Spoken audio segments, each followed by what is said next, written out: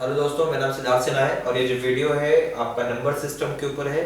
और एक जो प्रस्तुत करता है वो है www.catmatzatinterescourse.in की तरफ से है, जिसमें ये हम टॉपिक पढ़ रहे हैं आपका number system CAT MAT XAT NMAT NSEC और अदर कॉम्पिटिटिव एग्जाम में पूछा जाता है। ये सारे के सारे सवाल कैट के पूछे हुए हैं।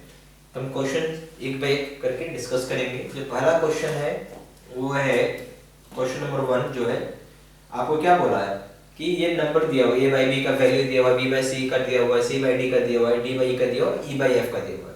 पूछ रहा है क्या, what is the value of A B C oblique D E F. अगर ऐसा सवाल है, सिंपली आप क्या करिएगा समय बचाने के लिए, ये आपको ए का वैल्यू पता है ऊपर 1, बी का वैल्यू पता है 2, ठीक है, सी का वैल्यू पता है 1,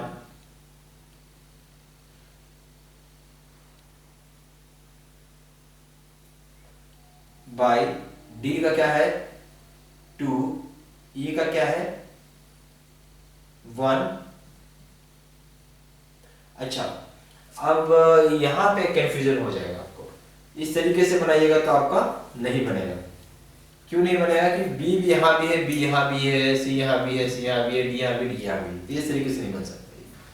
यानी आपको निकालना था A B C by D E F.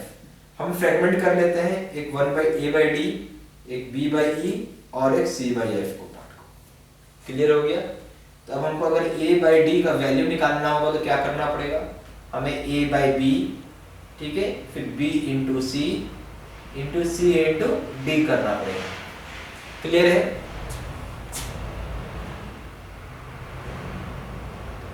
तो a बाई बी का क्या वैल्यू आ रहा है यहाँ 1/3, b बाई सी का क्या आ रहा है इंटू 2, c बाई डी का क्या आ रहा है 1/2। ठीक है, यहाँ हमको इसलिए करना पड़ा, नहीं तो हम सीधा वैल्यू ही लिखते, बट वो कंडीशन था जब b का वैल्यू 3 और यहाँ भी 3 हो, c का वैल्यू यहाँ 1 है और यहाँ भी c का वैल्यू 1 है, यहाँ c का चल सकता है, d का वैल्यू यहाँ 2 है, d का वैल्यू यहाँ 3 हो, चेंज हो रहा है, वैल्यू सेम रहेगा तभी आप कर सकते हैं। अब आपको सिंपली सॉल्व करना था, तो 3 हो गया। उसी तरह आपको b बाई ई का सॉल्व कर लीजिए। b बाई ई का क्या हो जाएगा, b by C, c by D और d by E. b by C हो गया 1/2, c बाई डी हो गया 1/2, सॉरी b बाई सी हो गया 2, c बाई डी हो गया 1/2 और d बाई ई हो गया 3/1। ठीक है, ये कैंसिल हो गया और 3 आ गया। उसके बाद आ जाइए c बाई एफ में। ठीक है, तो c by D into D by E into E by F. c by D क्या वैल्यू दिया हुआ 1/2, डी बाई ई का है 3/1 और ई बाई एफ का है 1/4। ये हो जाएगा 3/8। यानी hence a by D into B by E into C by F, ऐसा हम लिख सकते हैं, विच इज इक्वल टू क्या होता है A B C upon D E F. कोई प्रॉब्लम नहीं है, सिंपली वैल्यू एंटर करिए 3 into 3/8।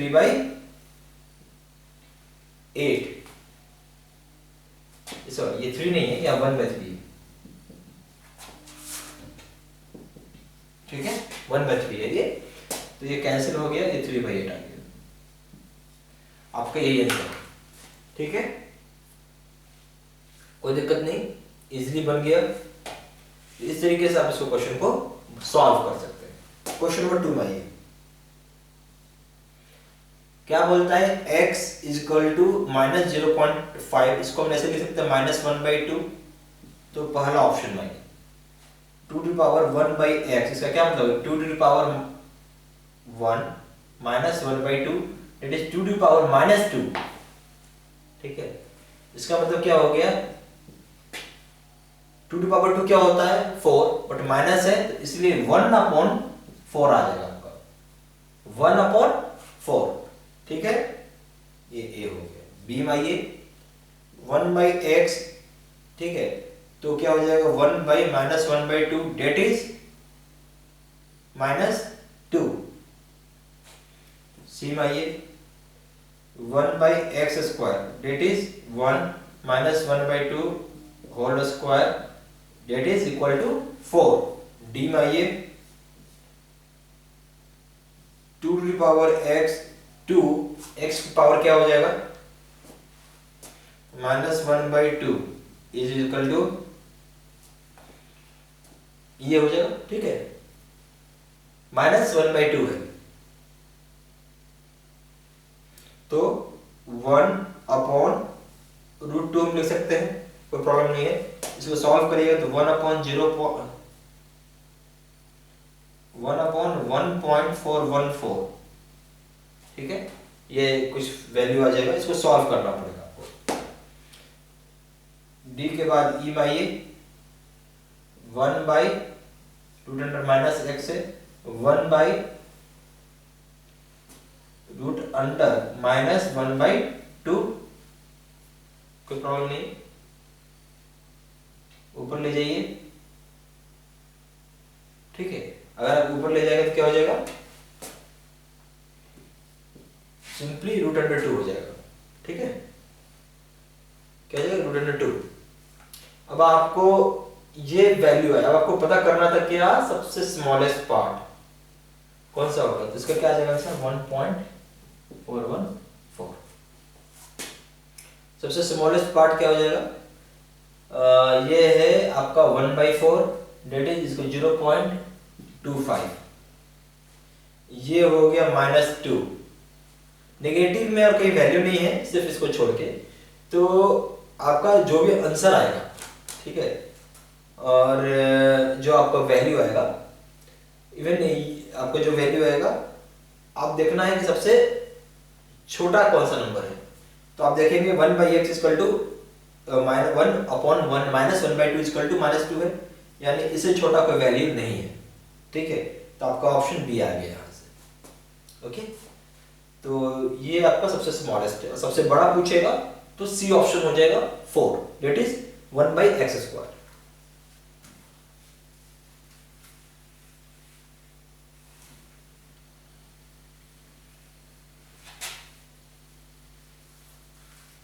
Question number 3, what is the remainder 1 4 to the power 96 is divided by 6। ये आपसे सवाल है, अब रिमाइंडर पूछ रहा है, ठीक है, अब डिवाइड करने पे क्या आएगा आपको पता होना चाहिए। 4 टू द पावर 1 4 होता है, 4 to the power 2 is equal to 16, 4 to the power 3 is equal to 64, 4 to the power 4 is equal to 256, ठीक है।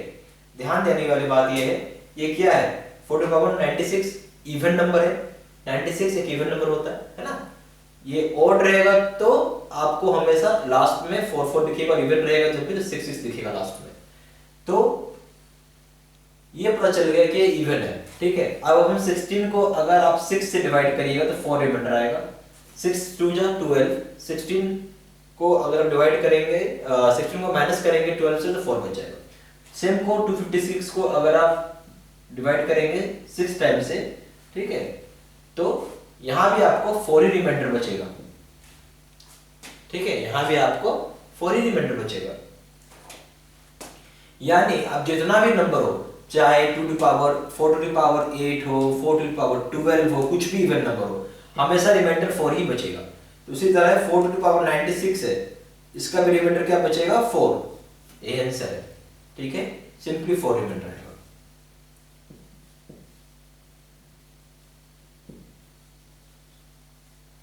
क्वेश्चन नंबर 4 में आइएगा, द रिमाइंडर पूछ रहा है 15 to the power 23 plus 23 to the power 23 को डिवाइड किससे करना है 19 से। इस तरह का सवाल जब भी रहेगा तो जो अगर पावर सेम है, दोनों की तरफ पावर सेम है ना, पावर तो सेम है, तो हम सिंपली ऐड कर देते हैं 15 plus 23 which is equal to 38, ठीक है, and it is if it is divided by 19 से डिवाइड होता है, हो रहा है, 19 से डिवाइड होता है, 2 टाइम्स में कट जाएगा, रिमाइंडर क्या आ जाएगा 0, यही आंसर है। क्वेश्चन नंबर 5,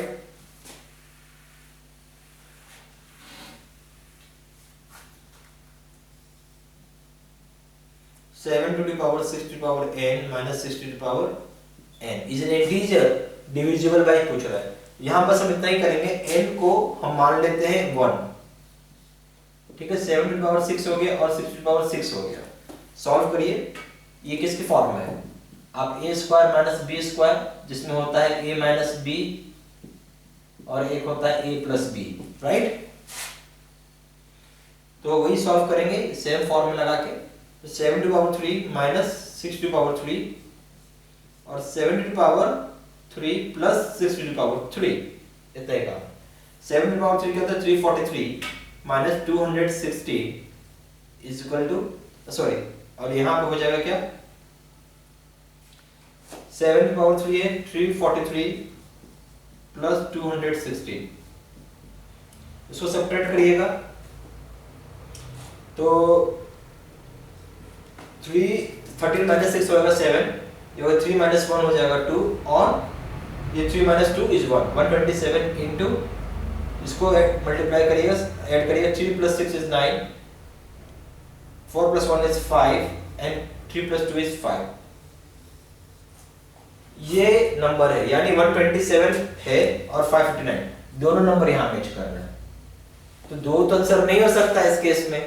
पूछ रहा है कि कौन सा इंटीजर होगा जो बड़ा होगा 0 से। दोनों ही इंटीजर 0 से बड़े हैं, है ना, दोनों इंटीजर 0 से बड़े हैं। तो इस केस में नन ऑप्शन हो जाएगा।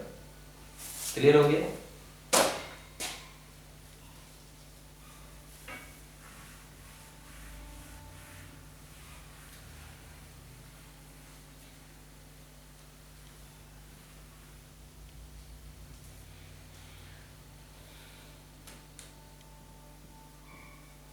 फॉर कैट, मैट, जेड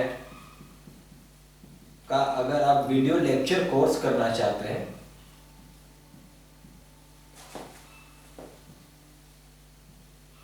ठीक है, तो उसके लिए आपको वेबसाइट में विजिट करना है जो है www.